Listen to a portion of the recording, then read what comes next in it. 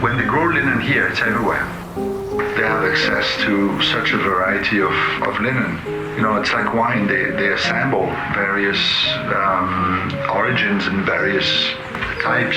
Based on the quality or the... Yeah, the quality, the color, the strength.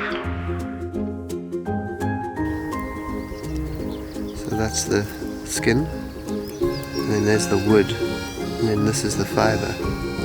So that's what the retting process does, it separates the fibre from the wood.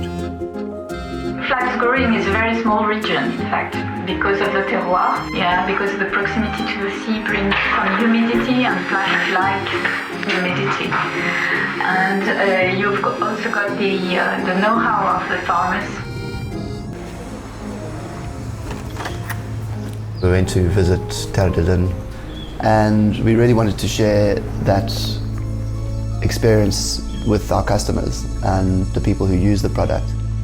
Because we can get on an aeroplane with a camera and we can fly there and we can meet the farmers and we can meet the producers of the product and we can bring that story directly back, ultimately because we believe that transparency is key.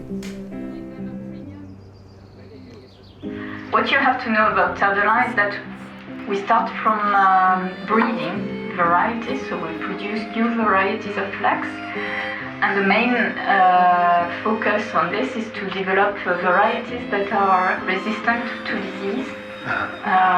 So it helps us also to decrease our environmental footprint for the farmer because he uses less chemicals. You know, you could see that there's a whole culture around it, and how intrinsic it is to the farmer's way of life.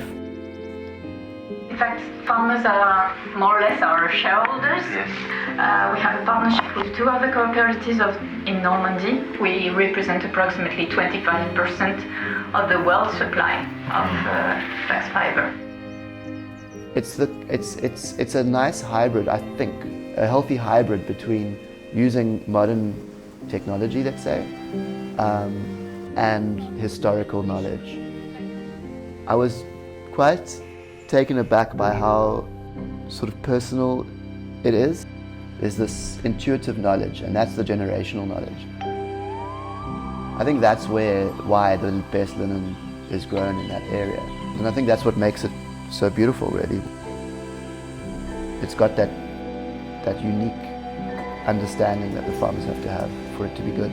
And that follows through to the spinners, and then ultimately also to the weaving process.